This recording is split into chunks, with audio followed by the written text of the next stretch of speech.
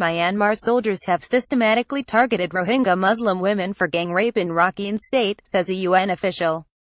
Pramila Patten, the special representative of the UN Secretary-General on UAL violence and conflict, said many of the atrocities committed by the troops could be crimes against humanity.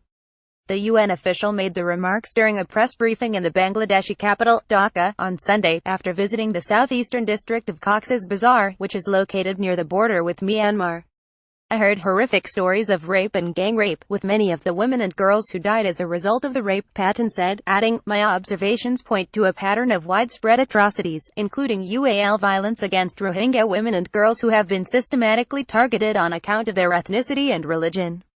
The UAL violence in Rakhine was commanded, orchestrated and perpetrated by the armed forces of Myanmar, the special representative said. The forms of UAL violence we consistently heard about from survivors include gang rape by multiple soldiers, forced public nudity and humiliation, and UAL slavery in military captivity.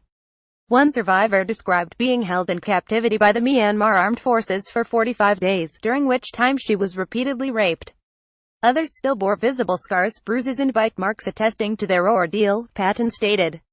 The UN official added that the UAL violence was a key reason behind the exodus of the Rohingya and occurred in the context of collective persecution of the minority. The widespread threat and use of UAL violence was clearly a driver and push factor for forced displacement on a massive scale and a calculated tool of terror aimed at the extermination and the removal of the Rohingya as a group. Patten earlier met women and girls who were among thousands of Rohingya Muslims that have sought refuge in Bangladesh.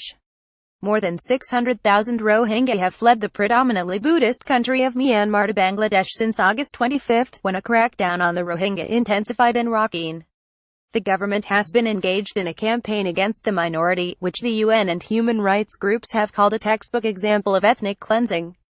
Elsewhere in her remarks, Patten said she would raise the issue of the persecution of the Rohingya, especially UAL violence and torture, with the International Criminal Court, ICC. When I return to New York, I will brief and raise the issue with the prosecutor and president of the ICC whether Myanmar's military can be held responsible for these atrocities. International rights groups have already called on world leaders to address the plight of the Rohingya.